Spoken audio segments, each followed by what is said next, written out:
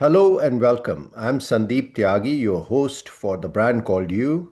The brand we are speaking with today is Mr. Sundararaman Ramamurthy. He's the Managing Director and CEO of BSC. He's got nearly 40 years of experience in capital markets. He's responsible for many innovations and recent tremendous growth in BSC in the last few years since he took on as the CEO. His leadership at BSC reflects a focus on technology, innovation, governance, and market expansion. Welcome to the podcast, Mr. Sunaraman. Thank you, sir, for having me in your podcast. So, first, let's just start with what has been the talk of the markets. You took on the charge as MD and CEO of BSC after spending many years at Bank of America and previously at NSC. You have been in the exchange world, you have been in the private companies. How was the journey? How is it similar and dissimilar to work in these very different types of organizations? Thank you. Thank you for this question. Um, if you look at it, there are commonalities in any organization. Every organization stands basically, say, on four pillars. One is, of course, all the stakeholders as one pillar. Product is another. Technology is another. Corporate governance is another major pillar. If you look at it in that fashion, all organizations are same, whether it is global banks or the local exchanges. But there are areas where they are different too. In a global bank, you are having a matrix structure, and many a times in places where you work, even in your country, if you are number one or number two, you are still working with a clear mandate and guidance and formulations of policies given by the globe to you, and accordingly you follow. You are not the rule setter, you are actually a follower. In that sense, many a times you get comfort in being adherent to what is stipulated to you, and you don't have to reinvent any wheels. Whereas, if you're working as a number one in any local domestic company, the buck stops with you. The entire responsibility lies with you. You are not a follower there, you are going to be a leader, and you have to be clearly giving directions to people. That brings in a lot of additional responsibilities on your head, including compliance, governance, and also taking care of the people below you. So, in that sense, it is very different. A matrix structure not being there, and the buck stopping with you, and you being the leader for whatever you are doing, are major differences between a global firm and a domestic firm, even if you're the number one in both the cases. Understood. Um, since you've taken over, some of the things have really taken off, whether it is the SME platform, the options market within BSC. And it was not a given because BSC was the smaller of the exchanges, at least by volume and size. And the success and tremendous growth, where actually there has been a spurt of activity. And I believe Sensex is going to celebrate its 40th year on January 1. But it was not trading as much as your competitor products. How did you look at that competitive situation, and what kind of lessons do you extract from saying how do you take on a much larger competitor and create something that will grow and be distinguished in the market? Great question. Uh, the way I always look at it, and in fact, I have told this multiple times to people who have asked this question to me, is you continue to exist only if you fill a gap. If you're not going to be here to filling a gap, and if you're going to do something what everybody else is doing, you don't have any right to exist and grow. So the secret lies in what the market wants and what is not at this point of time available, and providing it to them in the way in which they will be able to use it and enjoy it, relish it, and grow it. That was what was done by us at BSC. When we came, we found the market wants one more alternate product, which is as close as the most important product at the point of time, Nifty, highly correlated but different index from a different exchange, so that there is some sort of level playing field and no concentration risk. The moment you understand that, and the moment you understand that Sensex is a brand which is 40 years existence, which is the best recall in the minds of everybody, why you don't use it, then the product is born. So that is first part of it. So find a gap, listen to the voice of customers, and then take it forward. Then the product succeeds. Then you will be able to make a difference. This is the lesson that I have learned in this. Hmm. So finding the gap and voice of customer is a good takeaway. There is also the voice of regulator. And my next question is actually taking in that direction. The product and overall growth in the markets has been so phenomenal in the last few years. At some point, the regulator started taking a lot of notice, and they came back with many changes, which has since dampened the volumes quite a bit. How do you see the change in the markets, the retail participation? There have been studies where they say that some of it may be over trading and they may not be, may not be good for them. How do you see that? What are the opportunities and risks ahead of us as we look at what changes have happened, both rapid growth and then also somewhat even faster deacceleration in the past 6 to 9 months? Good question again. The clear point here is in India, regulations are co created or not unilaterally put on anybody. So it is after a lot of discussions the regulator bring in things which are good for the market and therefore should be good for every one of us. Leave alone regulator, even the market could present to you a lot of headwinds. When I started derivatives, I've always been feeling that I am my own competition. I have to be better today compared to yesterday, and I have to be better tomorrow compared to today. So I'm competing with myself. With that thought process, when you go, you always try to see how to make best out of whatever is emerging, how to become better in the given circumstances. So if a regulatory change comes, then you try to navigate and see how it is going to be good for you. When I started derivatives with an expiry on Friday, it was tried to take that Friday away from me. Somehow I was able to retain. Then came the regulatory headwind of rationalization of options because there was a concern whether retail people are losing money. One exchange, only one weekly expiry product was brought in. Actually, that headwind became a tailwind for me. Not only this single one, the increase in the contract size and the host of other regulatory changes brought actually made my volumes to grow. While the overall market, you would have seen market volumes getting low or coming down, as far as BSE is concerned, it was a tremendous growth phase.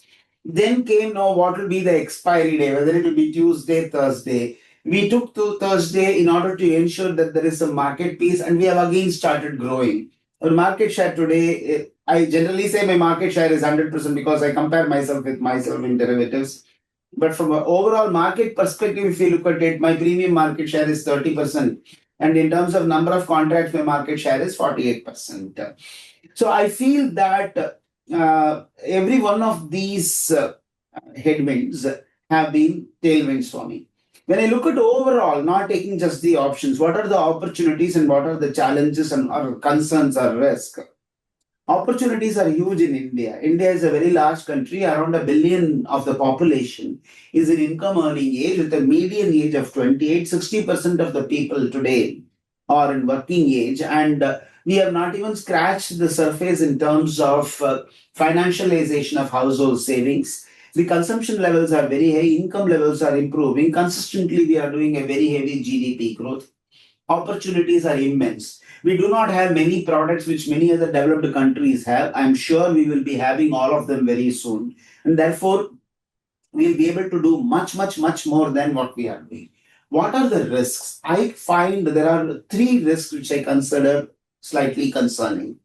One is the regulatory risk, which everybody has because of certain changes in the overall country and global parameters. There can be some regulatory changes coming in, which can create naturally a business risk. The second is the cyber risk, which today is becoming more and more a threat everywhere because every growing country and every growing exchange is facing a cyber risk. The third is very national. There, what I feel is while the population is young and there is a good amount of people who are in income earning age, are we skilling our population sufficiently? Because if there is a skill gap, people may be educated.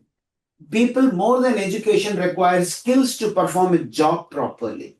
So skill gap should be eradicated. If there is a skill gap generated, that could be detrimental to the interest of the economy. Whatever is detrimental to the interest of the economy is not good for the capital markets and not good for stock exchanges. So these are the three concerns I have. And but the opportunities are immense. Hmm. Yeah, cybersecurity, I believe during periods of high stress, the amount of cyber attacks on institutions like exchanges grow up dramatically. So this has become a big risk. You said there are many, many products which are not even there in India yet, and they'll come soon. Which ones would you say you have your eyes on in terms of the next one or two major products that should be brought to India as financial innovation? Uh, in fact, I should slightly modify my sentence. I can't say they are not there. Some of them are there, that they are not grown in a big way. Hmm. Some of them are not there. I will list both of them. If you look at our debt market, it is still not a very grown debt market. It is Mhm. still in the hands of a few institutional players. It's not very prevalent and prominent. The pension market, it is not very big. Corporate bond, which is part of the debt market, is not big. ETFs still have not grown in a big way. These are some of the things which are in existence, which have REITs market, InvITs market. These are all big markets everywhere else, not in India. They are just there. They are in very nascent stages. If you look at products which are not there at all, which should come, which will improve institutional participation in markets, in my opinion, we should have some amount of leveraged ETFs. We should permit some reverse ETFs, inverse ETFs as they call. So there have to be some structured product which controls the leverage, at the same time provides opportunity for different people to express their different views in the market. Many Mhm. of these products are not there in the market. So I think this is a long list which I see which should grow very soon in our country. Very interesting. Uh, there are also tremendous technological changes happening with AI and blockchain. Do you see them playing a big role in the exchange ecosystem? And what changes do you foresee that people should think about or plan for as we go forward, especially in these two areas of AI and blockchain? It's a good question. Blockchain, we have not been using it in at BSc in a big way because we are not able to find use cases where it will be helpful for us. Not from my peers as well, I am able to see too many use cases in respect of blockchain. Whereas for AI, I think there are a lot of blockchains. In the area of SME, we have used AI in a very productive way. We have created a software package which uses LLM and the generative AI, which is used by us for scanning through the DRHPs of SMEs which are submitted to us. It works in four modules. It looks at whether there is a SEBI compliance in first module. Second is BSc compliance. And there are certain red alerts which we have put in place for checking for us to further analyze and see whether they are really red alerts or false red alerts. That's the third module. Fourth is the analysis of the antecedents of the people involved. It looks into the public domain to see whether there are any adverse news or not. This is just one example. There are multiple use cases where large data analysis and getting some meaning out of them is becoming made more and more easier, particularly in the area of listing compliance, surveillance, financial surveillance, particularly offline surveillance. We are finding more and more use cases and we will be using it. My personal view is that AI is a useful tool, but it is not going to be substituting human beings in a total fashion because the perfection that would you expect from a human interaction and delivery, many a times I find is not coming out with AI. It can give you a directional reply if you wanted to give you an accurate and perfect reply. It's not at that. Maybe over a period of time, when there are more and more use cases, it may get there. So clearly, I do not at this point of time fear AI as something which will throw my people at least out of the job. I'm not talking about the overall economy, overall global perception. I know the global perception could be different from what I am telling. Here, at this point of time at BSE, we feel it is a useful tool for us to manage it and help us in doing our job efficiently. So is the review time for a DHRP for an SME gone down because of the use of these modules? Of course, yes. In fact, seriously, it has gone down. In fact, what we have done is the first two modules we have put in public domain, and we are encouraging every merchant banker to first run it through that. And Hmm. once they find everything is compliant, then only to submit to us. So that the number of iterations of me asking question and they replying, they all can be avoided. And in a significant way, the time has been brought down. Hmm. Very interesting. We could keep talking about the professional work that you do. It's a fascinating area. I wanted to shift to your personal journey. Where were you born and what was the childhood like for you?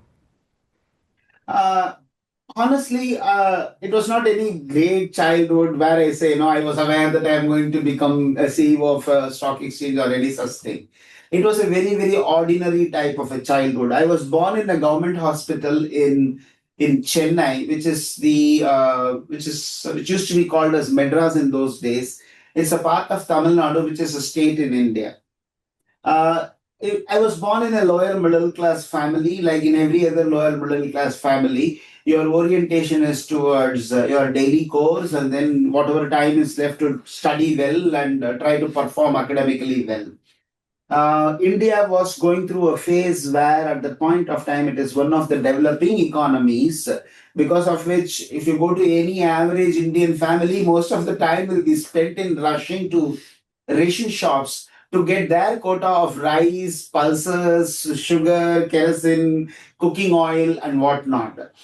Typically, that's how my childhood went in a big way. But I was very inquisitive and I was ready to learn whatever comes through in my way. That was the only difference that I found in myself as an advantage. Hmm. And what prompted you? I know you started in banking, then went into the stock exchange world. What prompted you to go into a career of financial services? Were there any family influences? What made you pick that area? Uh, I wish I could tell you that I had the foresight. I thought it would be a great job. I always knew it. But honestly, all those answers are not correct. Hmm. Uh, I started my journey with the commercial bank as a clerk cum typist.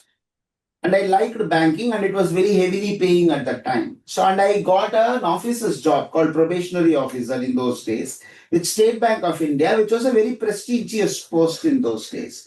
State Bank of India was, and in some areas even today, is one of the biggest paymasters in banks as far as equivalent grades are concerned. And it is one of the well established market. And the SBI PO, probationary officer, was always treated with a lot of dignity and respect. I would have It continued had a that. good groom market value as well. I think people used to look for it when looking for a bridegroom in the marital market. You are right. In fact, the day I joined as a probationary officer at SBI, there were a lot of proposals in that regard.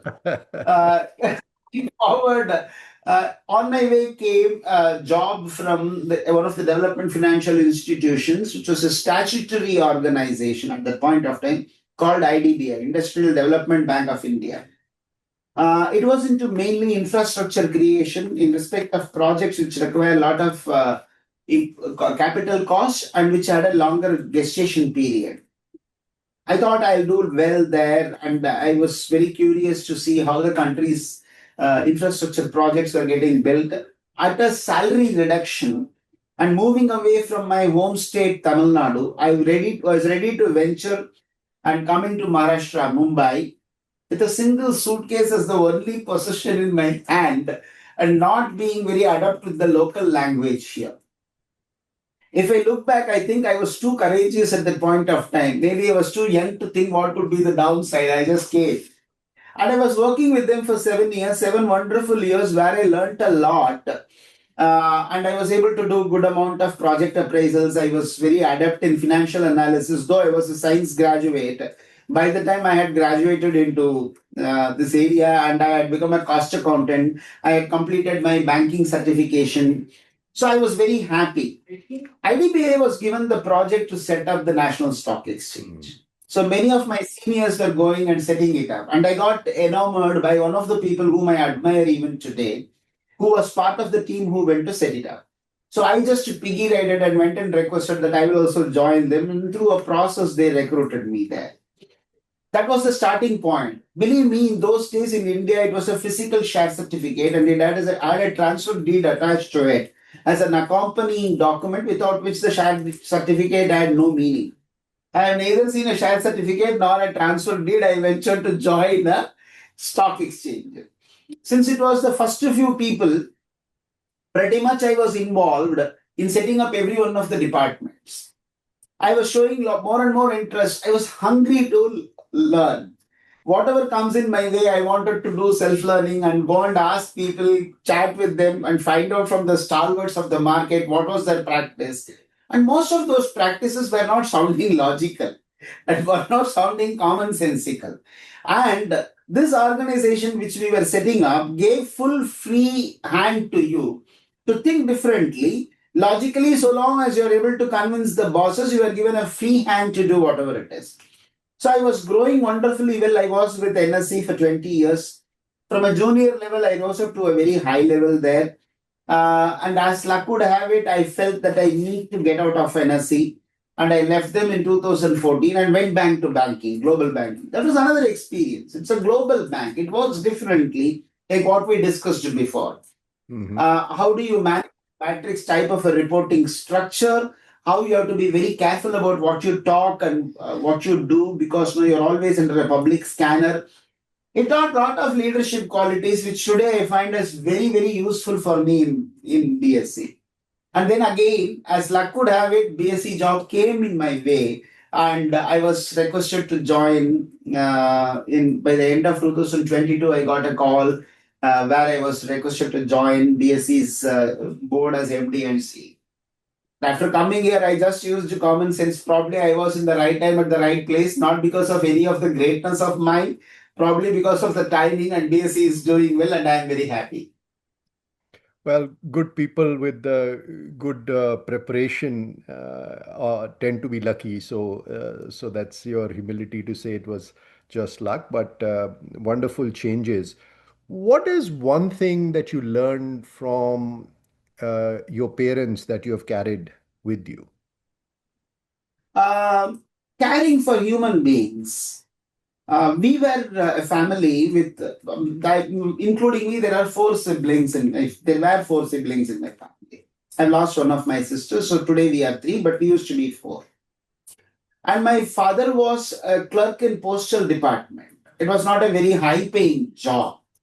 And as I told you, we were from a lower middle class. But notwithstanding that, he had a large heart to encourage people from his village to come and stay with us. He will bring one or two people from his village. He will feed them, clothe them, educate them till they get a job and get married. I find it really very, very great. Being a good human being and caring for human beings, whether you have money in your pocket or not, you need to have a good heart. That's what he taught. That is something which I will never forget. Hmm. Hmm. Um, what is a mentor sometime early in your life, either in school, college, or early job, that came into your life and you everyone every once in a while we have an aha moment. Somebody tells us something and it changes our perspective forever. Share with us something like that that helped you become what you have become, some mentor from your early life. And what was that change? Uh, I will have to mention to you a couple of mentors in life because I am 63 now and I have traveled from place to place, organization to organization. Uh, and when you have a learning bent of mind, you get many mentors who change your personality positively multiple times. Early in my life, as a pastime, I went to learn Sanskrit. My Sanskrit teacher taught me Sanskrit for 12 years. Believe me, he has not taken one penny from me. Mm. It was all free. The highest level of studies one can expect in Sanskrit, he has taught me, not expecting anything in return. Mm. One thing which I learned from him is if you enjoy what you are doing, that is the best return. Everything cannot be measured in terms of money.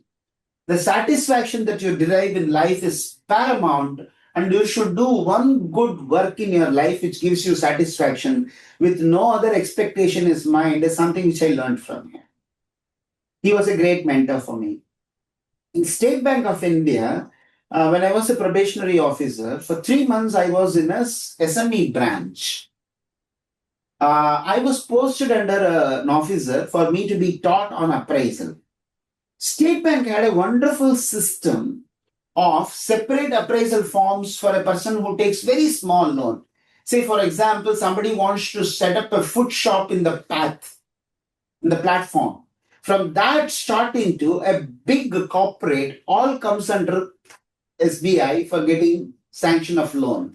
In a Mm. SME platform itself, there they had very small to not so small industry.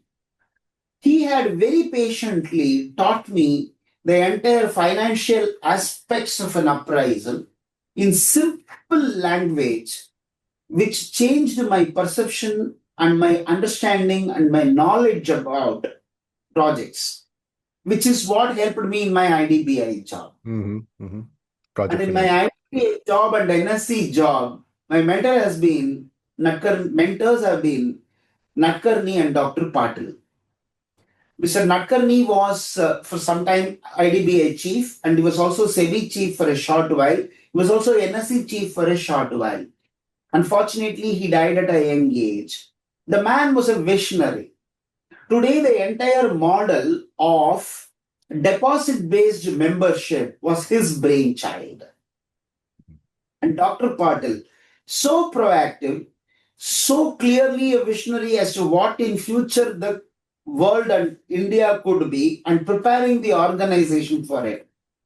Great mentors in a very soft toned way. They were able to inculcate sense of society, human beings and business in a way which will benefit the country.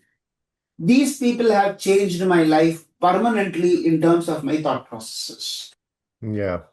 What a different dimension to your personality. You studied Sanskrit for 12 years. That's wonderful. Let's talk a little bit about things which didn't go too well. We all have our stumbles, sometimes failures. What was one thing that did not go as per what you wanted or worked for? And how did you deal with it? Very valid question. When I joined the National Stock Exchange, it was with a lot of passion we started working. Uh, in my life, I had never run behind money.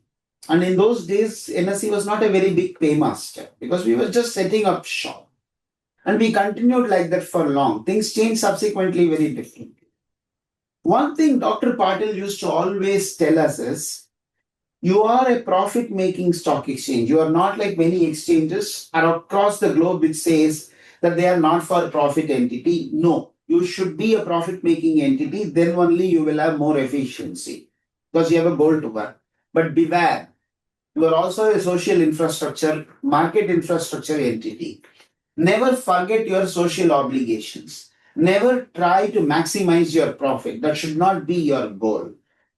This is just one statement. The value system Dr. Patil inculcated in many of us, and the way National Stock Exchange was run in those days, was with a deep sense of social responsibility. Anybody who asked me to join their firm leaving NSE, my reply used to be, no, I will retire in this organization.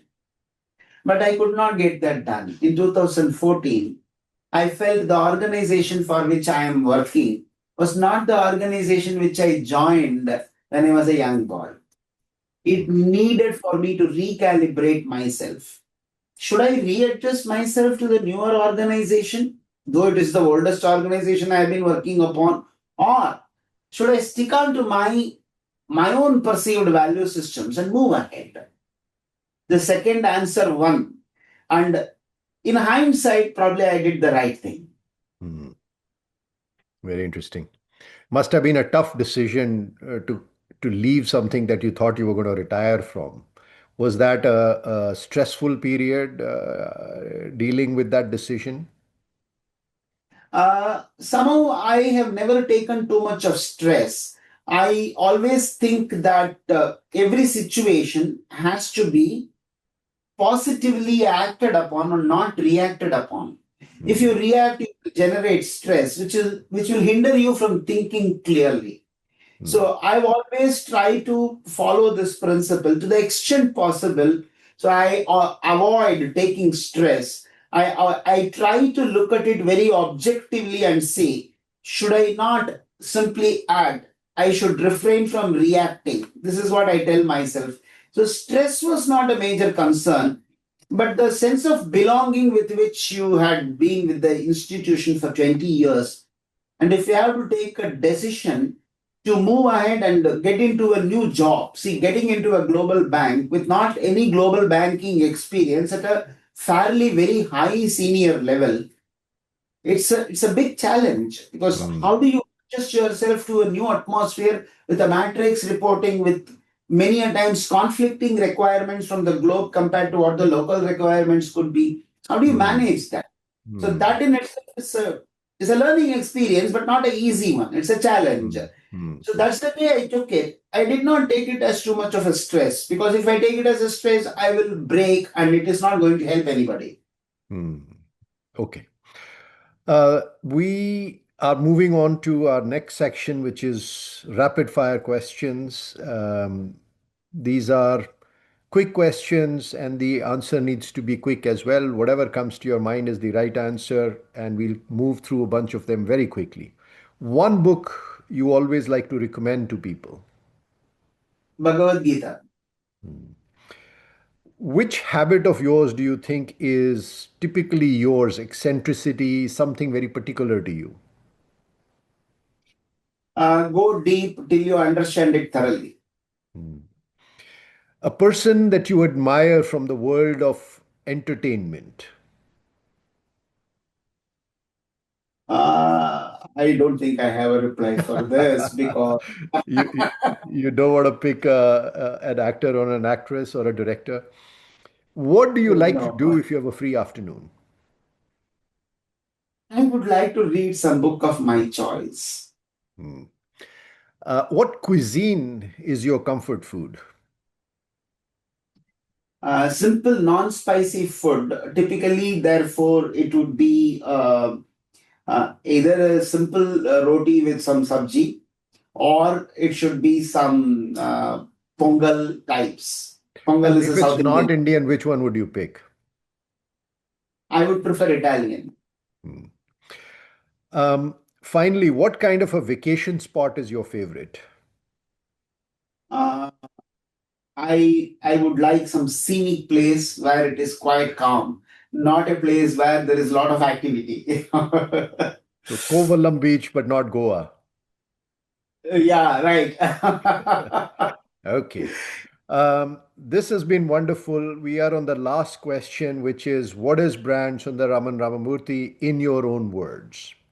Be positive. Wonderful. Be positive, go deep, understand things deeply, and have a deep care for people you're working with. Build an organization that is true to their value systems. We talked about so many things. It was wonderful to have this chat with you, Mr. Sundaraman. I wish you all the best, and thank you so much for coming on our podcast. Thank you, sir. Thank you for having me. Thank you for listening to the brand called You Videocast and Podcast, a platform that brings you knowledge, experience, and wisdom of hundreds of successful individuals from around the world. Do visit our website www.tbcy.in to watch and listen to the stories of many more individuals. You can also follow us on YouTube, Facebook, Instagram, and Twitter. Just search for the brand called You.